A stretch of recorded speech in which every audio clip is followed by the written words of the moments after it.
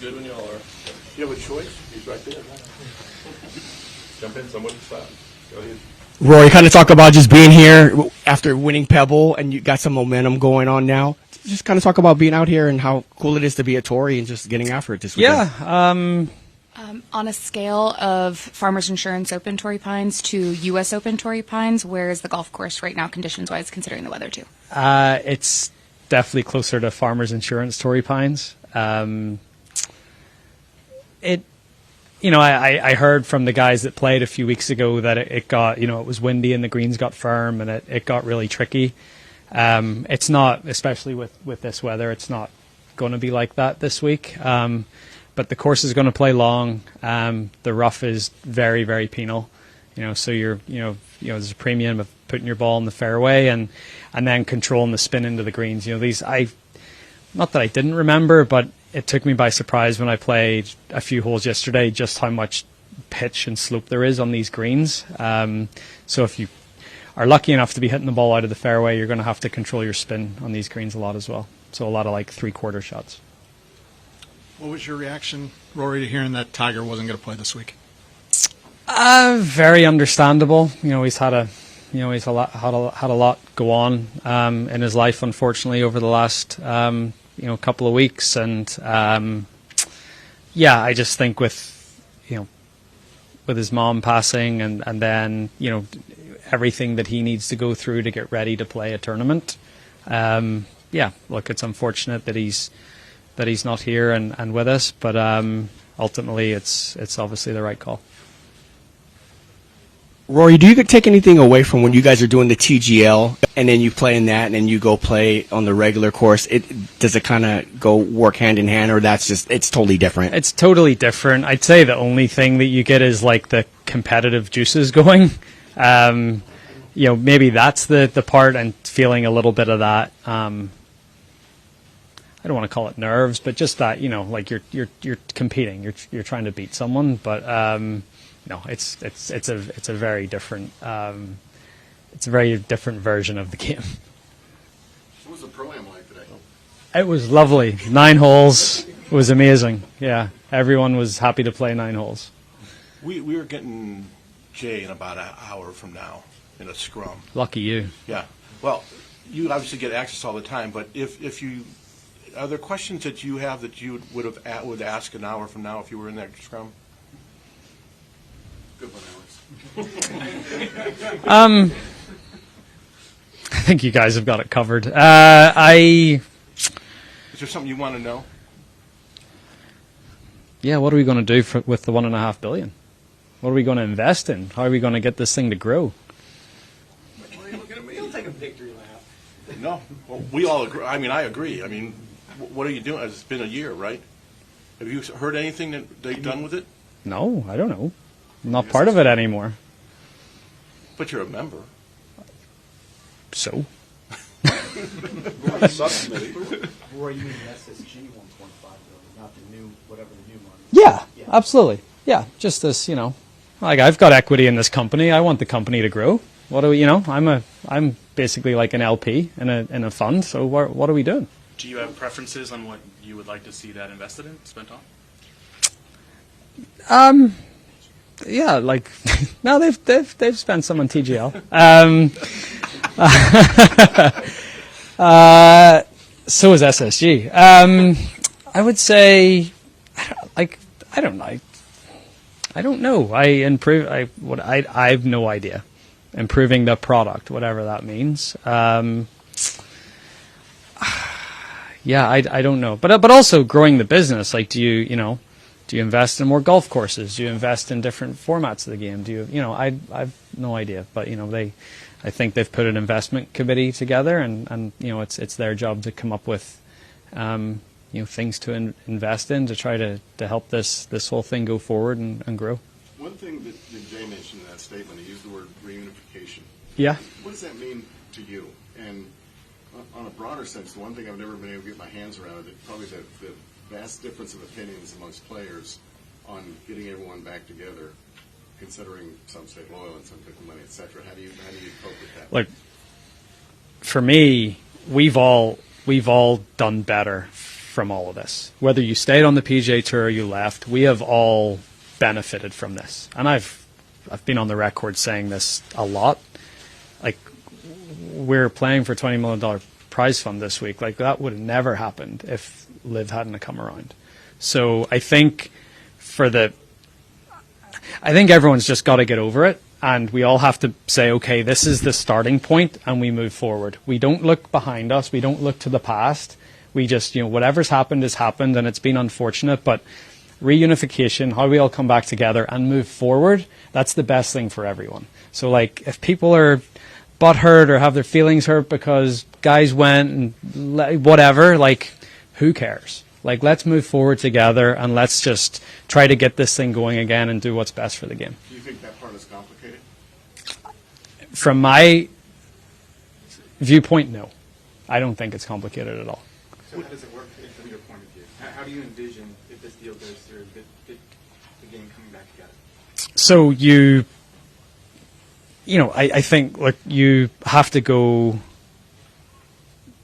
There are guys that were on the PGA Tour that went to play on LIV, and if they still have status, sure, come back and play. Like, for us that all got equity in this tour, having Bryson DeChambeau come back and play on this tour is good.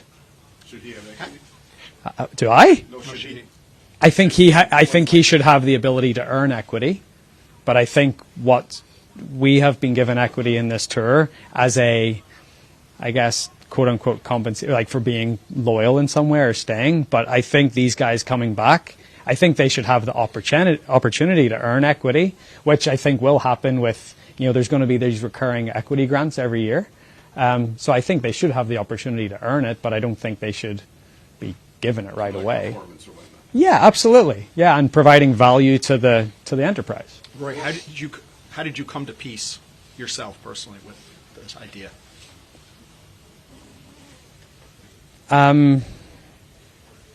Because I look at what I made in 2019 before LIV came around, and I look at what I've made after LIV come around, and it's very different.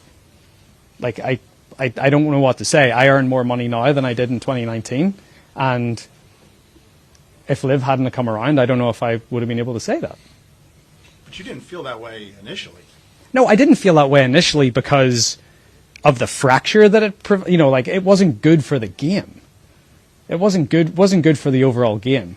It wasn't good for either tour, I didn't think. I think we're both sort of like this has been great for the major championships. We all get together at the major championships, and like that's been a really good thing. But for both tours, it's unsustainable. It's unsustainable, and I think that's where I was opposed to a lot of it. I was opposed to 54 holes. I was opposed to the team concept in some way, but when you sort of remove yourself from it a little bit and you look at the overall picture, like, we've all done better because of this. The players on the PGA Tour had more leverage than they ever had to go to the tour and say, we want this, we want that, we want whatever. But at the same time, I regret some of those decisions too, because it put the tour in a place where they were stretched financially and they sort of had to look at taking money from elsewhere to try to compete. So, but like, it's all easy in hindsight. It's all very easy in hindsight to say these things. But I think we are closer to getting a resolution, and hopefully we can all just move forward. Does there have to be some crossover to play over there? Do you think I hope not. They do seem like they're not slowing down, right? So. We'll see. We'll see. Do they take up a smaller part of the schedule, maybe, or do we try to? There are certain markets that their product has worked in. Adelaide, for example, this week. So are there certain markets where we try to cherry pick the best ones that make sense and try to do something with them? But I honestly I don't know. Like, that's very as I keep saying, that's above my pay grade these days. Rory, you've gotten to work with SSG with TGL.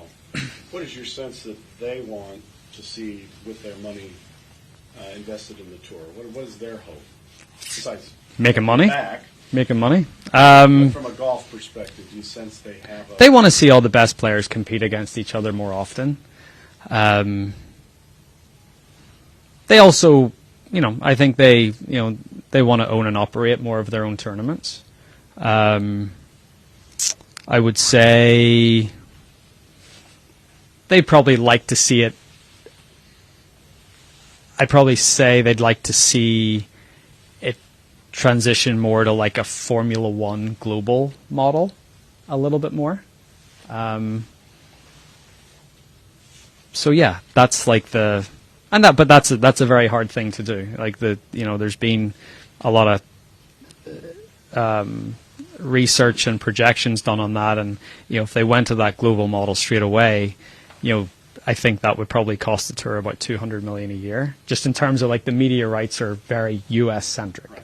So there's a lot of that to have to you have to work through that, but like it's a complicated thing, and but there's no reason why you can't bring the media rights holders back to the table and try to figure something out. Is that something that you see could be down the road while there's something in the interim? Like, let's say there's a deal in the next month or 2 months, whatever. Could there be something in place in the short term, say next year, that allows you guys to play together more often with a goal of that down the road? Yeah, I absolutely think in 26 you could get to a point where we play together more often, and then you try to you have to bring the DP. I think that part of this is bringing the DP World Tour in as well, as a really big partner of this, and maybe running the global outside of America part of this in a way. So I think there's and you've had LIV guys play in a lot of DP World Tour events over the past couple of years, and so I think there's an opportunity here where in 26, I don't think it'll get all the way there, but I think you'll start to hopefully see a move towards where it could go. Hey, Rory, I'm going to be the rally killer here and ask you a putter question. Okay. Thank you. Golf question. I believe you're the only one who's using that torched finish on your putter. I'm just curious, is that your your old gamer with a different finish, and how did you end up in the torch? Like, what do you like about it? Basically how I end up in a lot of things, I just stumble upon them. Like it's not really intentional. So the guys at TaylorMade presented me with that torch finish putter at the Tour Championship, and I just thought it looked really cool. I was like, that looks good. That looks really cool. And I hit a few putts with it on the putting green in Atlanta, and it's been in the bag ever since. So that's really, it's sort of nice that you're using a putter that no one else has either. But it's been good. I've putted really well with it. And it's the exact. I mean, it's a literal copy of what I've been using for the last 4 or 5 years. So. Rory, the winner this week gets 20% versus the normal 18. Yeah. And I'm just wondering if you think winning out here is not easy. I've always contended that it should be more than 20, even more than 20%. It should be higher. What's your thoughts? Well, if you look at like this tournament, you've got a cut, you've got the winner making more of a percentage. It's got Tiger all over it, right? Like that's their his, their things that he has probably advocated for a long time. Which is when you've won 82 times out here, you would want more of a percentage when you win. But I like it. I think that's pro-competitive. I think that's a great thing. We live in a capitalist society, and the people that have success, should earn more. Rory, the meeting between Jay and the president, Scott, last week. What do you think the president can do to help move this along? So the president. He can do a lot of things. He can also, he has direct access to Yasser's boss. Not many people have that. Not many people can, say, I want you to get this deal done, and by the way, I'm speaking to your boss later. I'm going to tell him the same thing. So there's a few things that he can do, and he can be influential. He loves the game of golf. He has. I saw it when I was playing with Sheikh Hamdan of Abu Dhabi the day that he got elected in November, and the respect he has in the Middle East is, I don't think people appreciate how much respect that he has there. So I think whenever he says something, or he they listen, and I think that's a big thing. Have you chatted with him at all in recent months? Who's that? The president. Yeah, I played golf with him a few weeks ago. Yeah, and it was great. Yeah, it was really good. It was really good. I thought we had a good discussion. I learned that he's not a fan of the LIV format, which was, I was like, but you've hosted their events. He's like, yeah, but it doesn't mean that I like it. But so I think he's on the tour side. Did that round take place before or after the inauguration? That took place before. Took place on early in January. Yeah. Rory, you talked about LIV possibly taking a smaller portion of the schedule. Where do you see the team concept fitting into the future ecosystem? I guess?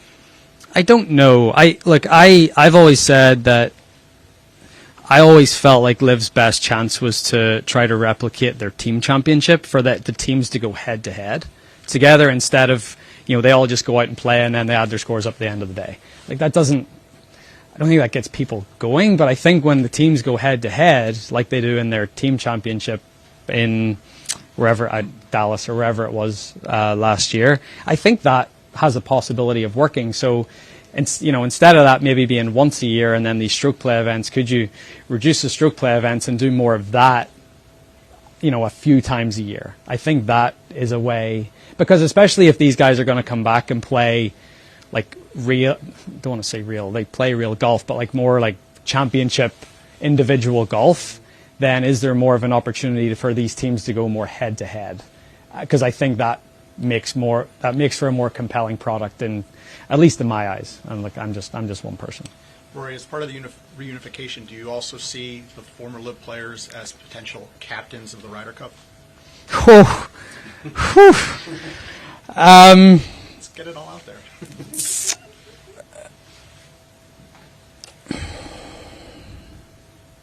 I would have to be convinced. Yeah. What would it take to convince you?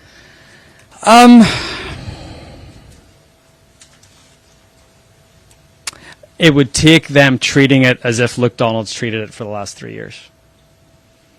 That's what it would take to convince me. If you don't have access, it'd be pretty hard to treat it that way. I mean, if you're Lee Westwood or Ian Poulter, it's pretty hard if you don't have some kind of access to participate. They give up their European Tour membership. I understand that. Right? Other LIV guys have access to the DP World Tour. Tyrrell, John, they have access. So you're saying if they want, they'd have to come back. Absolutely. In some way, shape, or form. For sure.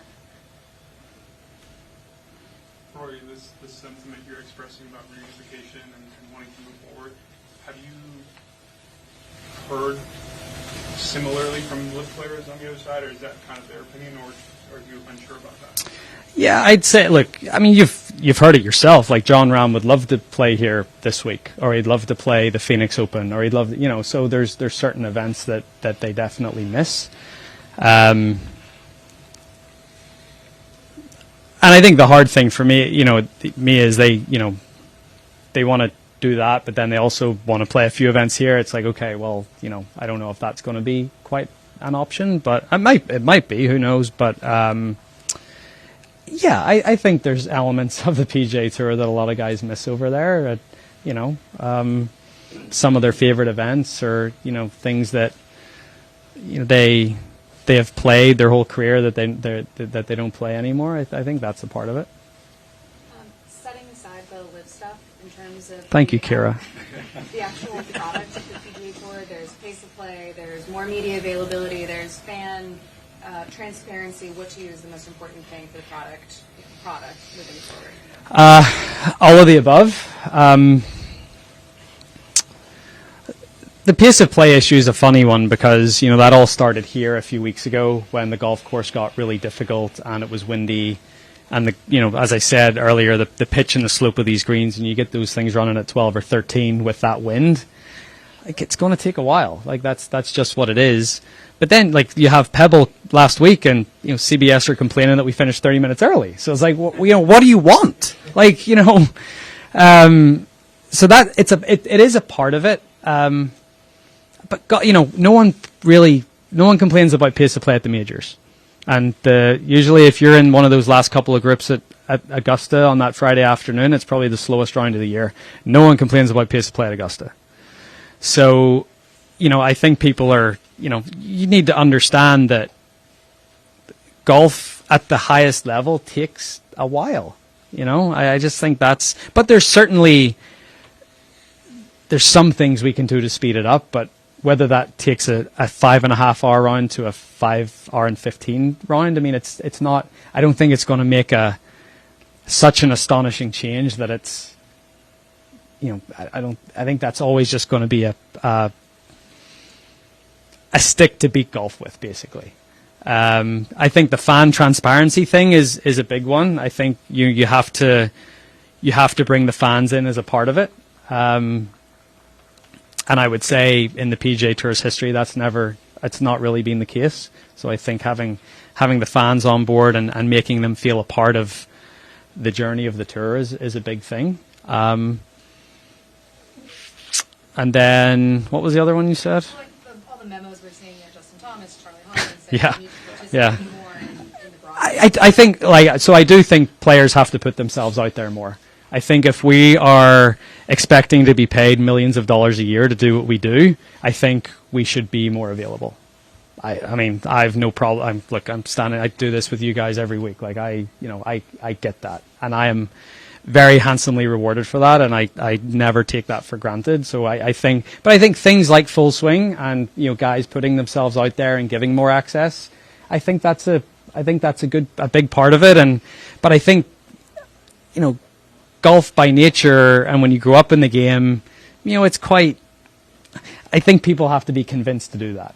But I think that's the job of the tour to have players understand why that's a good thing for them. A lot of guys have been resistant to sound picking up the conversations with caddies and putting microphones on a bag. Why do you think that's a kind of more genuine interaction that really pops on TV? Why do you think there's been resistance to that, or do you think that maybe is now changing? I think you want to pick up the golf conversations, but I think what it is guys are afraid of conversations being picked up that aren't golf conversations, right? So, yeah, locker room talk, whatever, right? Like So I think there's that part of it. Yeah. With the benefit of your own hindsight over time, there are times where you have been affected by names moving up on a leaderboard. Specific people. Back in the day, that was what Tiger Woods' name did to people. I'm wondering if it's happened in the more modern time. Maybe I don't. I'm trying to.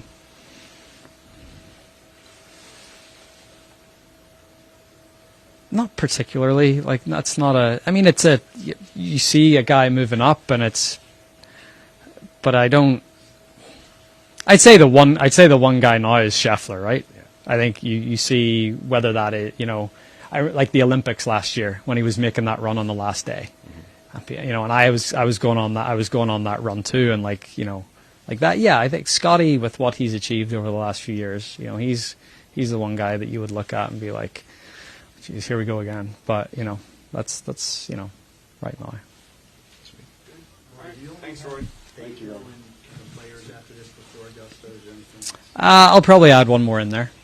Yeah, it'll be one of the Texas ones. Yeah. Thank you, Orleans, Rory. If Shane will have me as a partner, I'll go back. Yeah. Thanks, guys.